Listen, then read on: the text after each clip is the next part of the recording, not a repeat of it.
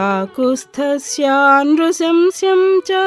मैथिल्याश्च विवासनम्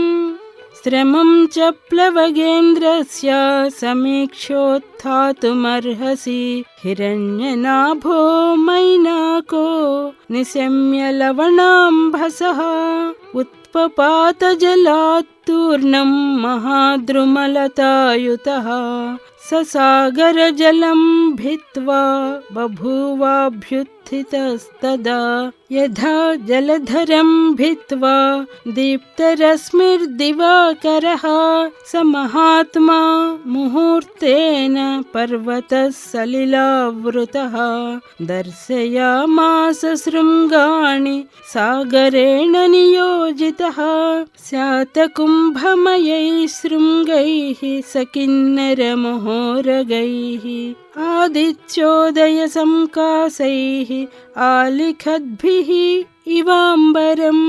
तप्तजाम्बूनदैः शृङ्गैः पर्वतस्य समुत्थितैः आकाशं शस्त्रसंकाशम् अभवत् काञ्चनप्रभम्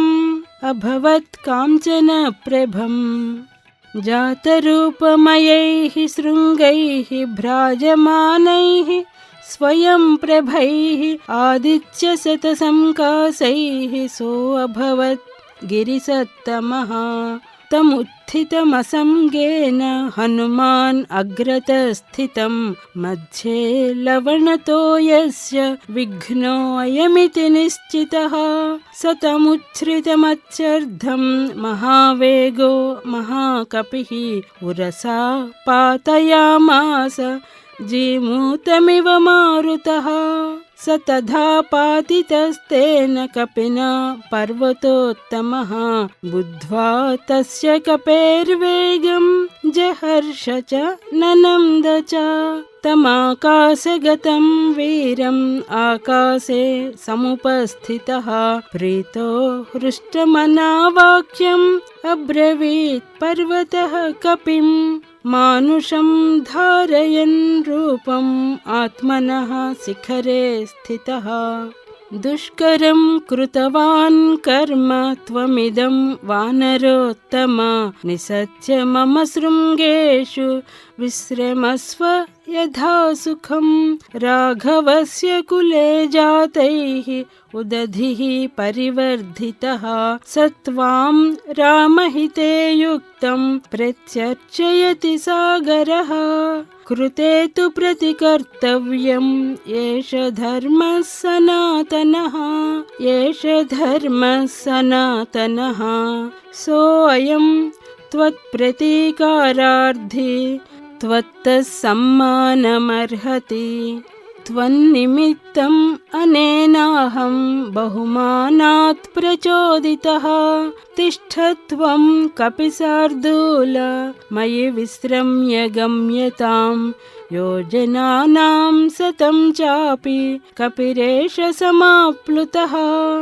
तव सानुषु विश्रान्तः शेषं प्रक्रमतामिति तदिदं गन्धवत्स्वादु कन्दमूलफलं बहु तदास्वाद्य हरिश्रेष्ठ विश्रान्तो अनुगमिष्यसि अस्माकमपि सम्बन्धः कपिमुख्य त्वयास्ति वै प्रख्यातस्त्रिषु लोकेषु महागुणपरिग्रहः वेगवन्तः प्लवन्तो ये प्लवगा मारुतात्मजा तेषां मुख्यतमं मन्ये त्वामहं कपिकुञ्जर अतिथिः किल पूजार्हः प्राकृतोऽपि विजानता धर्मं जिज्ञासमानेन किं पुनस्त्वादृशो महान् त्वं हि देववरिष्ठस्य मारुतस्य महात्मनः पुत्रः तस्यैव वेगेन सदृशः कपिकुञ्जर पूजिते त्वयि धर्मज्ञ पूजां प्राप्नोति मारुतः तस्मात् त्वं पूजनीयो मे शृणु चाप्यत्र कारणम् पूर्वं कृतयुगे तात पर्वताः पक्षिणो अभवन् ते हि जग्मुर्दिशः सर्वा गरुडानिलवेगिनः ततस्तेषु प्रयातेषु देवसंघाः सहर्षिभिः भूतानि च भयं जग्मुः तेषां पतनशङ्कया ततः क्रुद्धः सहस्राक्षः पर्वतानां शतक्रतुः पक्षां चिच्छेदवज्रेण तत्र सहस्रशः स मामुपागतः क्रुद्धो वज्रमुज्जम्य देवराट् ततोऽहं सहसा क्षिप्तः श्वसनेन महात्मना अस्मिन् लवणतो ये च प्रक्षिप्तः प्लवगोत्तमा गुप्तपक्षसमग्रश्च तव पित्राभिरक्षितः ततोऽहं मानयामि त्वां मान्यो हि मम मारुतः त्वया मे हि एष सम्बन्धः कपिमुख्यमहागुणा अस्मिन्नेवं गते कार्ये सागरस्य ममैव च प्रीतिं प्रीतमनाः कर्तुं त्वमर्हसि महाकपे श्रमं मोक्षय पूजां च गृहाण कपिसत्तमा प्रीतिं च बहुमन्यस्व प्रीतोऽस्मि तव दर्शनात् एवमुक्तः कपिश्रेष्ठः तं नगोत्तममब्रवीत् प्रीतोऽस्मि कृतमातिथ्यं मन्युरेषोऽपनीयतां त्वरते कार्यकालो मे अहश्चाप्यतिवर्तते प्रतिज्ञा च मया दत्ता न स्थातव्यमिहान्तरे इत्युक्त्वा पाणिना शैलमालभ्य हरिपुङ्गवः जगामाकाशमाविश्य वीर्यवान् प्रहसन्निव स पर्वतसमुद्राभ्यां बहुमानादवेक्षितः पूजितश्चोपपन्नाभिः आशीर्भिरनिलात्मजः अधोर्ध्वं दूरमुत्प्लुत्य हित्वा शैलमहार्णवौ पितुः पन्थानमास्थाय जगाम विमलेऽम्बरे भूयश्चोर्ध्वं गतिं प्राप्य गिरिं तमवलोकयन् वायुसूनुर्निरालम्बे जगाम विमलेऽम्बरे तद्वितीयं हनुमतो दृष्ट्वा कर्म सुदुष्करं प्रशंसुसुराः सर्वे सिद्धाश्च परमर्षयः देवताश्च भवन् हृष्टाः तत्र स्थास्तस्य कर्मणा काञ्चनस्य सुनाभस्य सहस्राक्षश्च वासवः उवाच वचनं धीमान् परितोषात् स गद्गदं सुनाभं पर्वतश्रेष्ठं स्वयमेव सचीपतिः हिरण्यनाभ शैलेन्द्र परितुष्टोऽस्मि ते भृशम् अभयं ते प्रयच्छामि तिष्ठ सौम्य यथा सुखं साह्यं कृतं ते सुमहद्विक्रान्तस्य हनुमतः क्रमतो योजनशतं निर्भयस्य भये सति रामस्यैव हि दूत्येन याति दाशरथेर्हरिः सत्क्रियां कुर्वता तस्य तोषितोऽस्मि दृढं त्वया ततः प्रहर्षः अगमद्विपुलं पर्वतोत्तमः देवतानां पतिं दृष्ट्वा परितुष्टं शतक्रतुं स वै दत्तवरः शैलो बभूवावस्थितस्तदा हनुमांश्च मुहूर्तेन व्यतिचक्रामसागरम् ततो देवाः स गन्धर्वाः सिद्धाश्च परमर्षयः तं प्रयान्तं समुद्वीक्ष्य हि आकाशे मारुतात्मजम् अब्रुवन् सूर्यसंकासां सुरसां नागमातरम् अयं वातात्मजः श्रीमान् प्लवते सागरोपरि हनुमान् नाम तस्य त्वं मुहूर्तं विघ्नमाचर राक्षसं रूपमास्थाय सुघोरं पर्वतोपमं दंष्ट्राकराळं पिङ्गाक्षं वक्त्रं कृत्वा नभस्समं बलमिच्छामहे ज्ञातुं भूयश्चास्य पराक्रमं भूयश्च अस्य पराक्रमं त्वां विजेष्यत्युपायेन विषादं वा गमिष्यति। एवमुक्ता तु सा देवी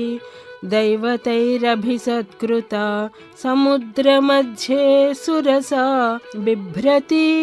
राक्षसं वपुः विकृतं च विरूपं च सर्वस्य च भयावहम् प्लवमानं हनुमन्तम् आवृत्स्येदमुवाचः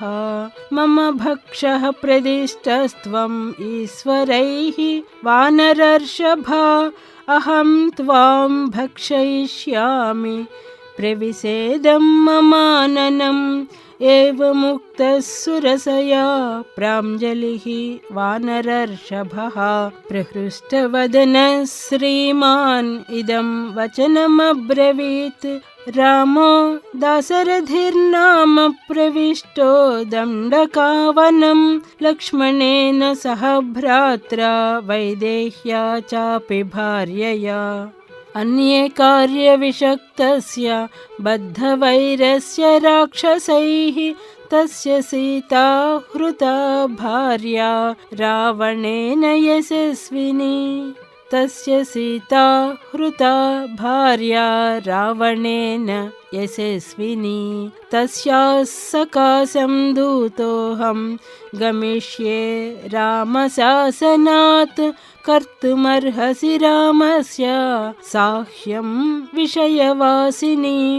अथवा मैथिलीं दृष्ट्वा रामं चाक्लिष्टकारिणम् आगमिष्यामि ते वक्त्रं सत्यं प्रतिशृणोमि ते। एवमुक्ता हनुमता सुरसा कामरूपिणी अब्रवीन्नातिवर्तेन्मां कश्चिदेशवरो मम। प्रक्षिप्तश्लोकाः। तं प्रयान्तं समुद्वीक्ष्य सुरसा वाक्यमब्रवीत्। बलं जिज्ञासमाना वै नागमाता हनुमतः प्रविश्य वदनं मे अद्य गन्तव्यं वानरोत्तम वरयेष पुरा दत्तो मम धात्रेति सत्वरा व्यादाय विपुलं वक्त्रं स्थिता सा मारुते पुरः एवमुक्तसुरसया क्रुद्धो वानरपुङ्गवः अब्रवीत् कुरु वै वक्त्रं येन मां विषहिष्यसे इत्युक्त्वा सुरसा क्रुद्धा दशयोजनमायता दशयोजनविस्तारो बभूव हनुमांस्तदा तं दृष्ट्वा मेघसंकाशं दशयोजनमायतं चकार सुरसा चास्यं 20 योजनमायतं हनुमांस्तु ततः क्रुद्धः 30 योजनमायतः चकार सुरसा वक्त्रं 40 तथोच्छ्रितं बभूव हनुमान् वीरः 50 योजनोच्छ्रितः चकार सुरसा वक्त्रं 60 योजनमायतं तथैव हनुमान् वीरः 70 योजनोच्छ्रितः चकार सुरसा वक्त्रं 80 योजनायितं हनुमान् अचलप्रेक्ष्यो 90 योजनोच्छ्रितः चकार सुरसा वक्त्रं 100 योजनमायतम् इति। तद्दृष्ट्वा व्याधितं त्वास्यं वायुपुत्रः सुबुद्धिमान् दीर्घजिह्वं सुरसया सुघोरं नरकोपमं सुसंक्षिप्यात्मनः कायं बभूवाङ्गुष्ठमात्रकः सोऽभिपत्यासु तद्वक्त्रं निष्पत्य च महाबलः अन्तरिक्षे स्थितश्रीमान् इदं वचनमब्रवीत् प्रविष्टोऽस्मि हि ते वक्त्रं दाक्षायणि नमोऽस्तु ते गमिष्ये यत्र वैदेही सत्यं चासीद्वरं तव। तं दृष्ट्वा वदनान्मुक्तं चन्द्रं राहुमुखादिव अब्रवीत् सुरसा देवी स्वेन रूपेण वानरम् अर्धसिद्ध्यै हरिश्रेष्ठ गच्छ सौम्य यथा सुखं समानयस्व वैदेहीं राघवेण महात्मना। तत्तृतीयं हनुमतो दृष्ट्वा कर्म सुदुष्करं साधु साध्विति भूतानि प्रशंसुस्तदा हरिं ससागरमनाधृष्यम् अभ्येत्य वरुणालयं जगामाकाशमाविश्य वेगेन गरुडोपमः सेविते वारिधाराभिः पतगैश्च निषेविते चरिते कैसिकाचार्यैः ऐरावतनिषेविते सिंहकुञ्जरशार्दूलपतगोरगवाहनैः विमानैः सम्पतद्भिश्च विमलैः समलं कृते वज्रासनिसमाघातैः पावकैः उपशोभिते कृतपुण्यैः महाभागैः स्वर्गजिद्भिः अलङ्कृते वहता हव्यमत्यर्धं सेविते चित्रभानुना ग्रहनक्षत्रचन्द्रार्कतारागणविभूषिते महर्षिगणगन्धर्व नागयक्षसमाकुले विविक्ते विमले विश्वे विश्वावसुनिषेविते देवराजगजाक्रान्ते चन्द्रसूर्यपथे शिवे विताने जीवलोकस्य वितते ब्रह्मनिर्मिते बहुससेविते वीरैः विद्याधरगणैर्वरैः जगाम वायुमार्गे तु गरुत्मानिव मारुतिः जगाम वायुमार्गे तु गरुत्मानिव मारुतिः प्रदृश्यमानः सर्वत्र हनुमान् मारुतात्मजः भेजेम्बरं निरालम्बं लम्बपक्ष इवाद्रिराट् प्लवमानं तु तं दृष्ट्वा सिंहिका नाम राक्षसी मनसा चिन्तयामास प्रवृद्धा कामरूपिणी अद्य दीर्घस्य कालस्य भविष्याम्यहमासिता इदं हि मे महत्सत्वं चिरस्य वशमागतम् इति संचिन्त्य मनसा छायामस्य समाक्षिपत् छायायां गृह्यमाणायां चिन्तयामास वानरः समाक्षिप्तोऽस्मि सहसा पङ्गुकृतपराक्रमः प्रतिलोमेन वातेन महानौरिव सागरे तिर्यगूर्ध्वम् अधश्चैव वीक्षमाणस्ततः कपिः ददर्श स महत्सत्त्वम् उत्थितं लवणाम्भसि तद्दृष्ट्वा चिन्तयामास मारुतिः विकृताननं कपिराजेन कथितं सत्त्वमद्भुतदर्शनं छायाग्राहि महावीर्यं तदिदं नात्र संशयः स तां बुद्ध्वार्धतत्त्वेन सिंहिकां मतिमान् कपिः व्यवर्धत महाकायः प्रावृषीव वलाहकः तस्य सा कायमुद्वीक्ष्य वर्धमानं महाकपेः वक्त्रं प्रसारयामास पाताळान्तरसन्निभं घनराजीवगर्जन्ती वानरं समभिद्रवत् स ददर्श ततस्तस्या विवृतं सुमहन्मुखं कायमात्रं च मेधावी मर्माणि च महाकपिः स तस्या विवृते वक्त्रे वज्रसंहननः कपिः संक्षिप्य मुहुरात्मानं निष्पपात महाबलः आस्ये तस्या निमज्जं तं ददृशुः सिद्धचारणाः ग्रस्यमानं यथा चन्द्रं पूर्णं पर्वणि राहुणा ततस्तस्या नखैस्तीक्ष्णैः मर्माण्युत्कृत्य वानरः उत्पपाताधवेगेन मनः सम्पातविक्रमः तां तु दृष्ट्वा च धृत्या च दाक्षिण्येन निपात्य च स कपिप्रवरो वेगाद्ववृधे पुनरात्मवान् हृतहृत्सा हनुमता पपात विधुराम्भसि। स्वयंभुवैव हनुमान् सृष्टस्तस्याः निपातने। तां हतां वानरेणासु पतितां वीक्ष्य सिंहिकां भूतान्याकाशचारिणी तमूचुः प्लवगोत्तमं भीममद्य कृतं कर्म महत्सत्वं त्वया हतं साधयार्धमभिप्रेतमरिष्टं प्लवतां वर यस्य त्वेतानि चत्वारि वानरेन्द्र यथा तव धृतिर्दृष्टिः मतिर्दाक्ष्यं स्वकर्मसु न सीदति स तैः सम्भावितः पूज्यः प्रतिपन्नप्रयोजनः जगामाकाशमाविश्य पन्नगासनवत्कपिः प्राप्तभूयिष्ठपारस्तु सर्वतः प्रतिलोकयन् योजनानां सतस्यां ते वनराजिं ददर्श सः ददर्श च पतन्नेव विविधद्रुमभूषितं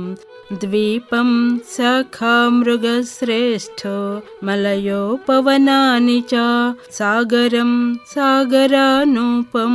सागरानूपजान्द्रुमान् सागरस्य च पत्नीनां मुखान्यपि विलोकयन् स महामेघसङ्काशं समीक्ष्यात्मानमात्मवान् निरुन्धं तमिवाकाशं चकारमतिमान्मतिं कायवृद्धिं प्रवेगं च मम दृष्ट्वैव राक्षसाः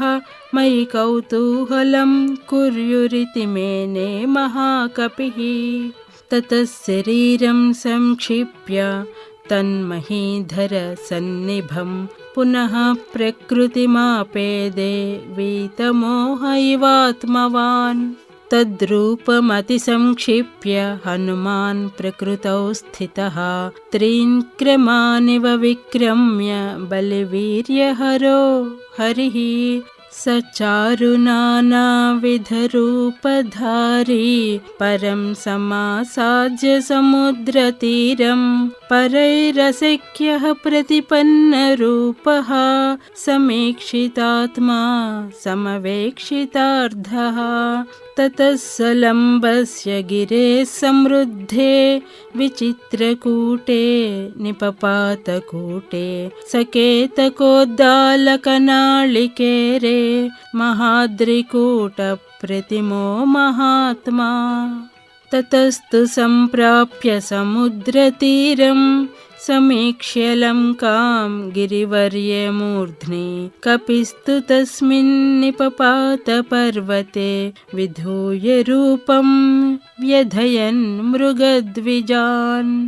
ससागरं दानवपन्नगायुतं बलेन विक्रम्य मुहोर्मिमालिनं निपत्य तीरे च महोन्दधेस्तदा ददर्श लङ्काम् अमरावतीमिव ददर्श लङ्काम् अमरावतीमिव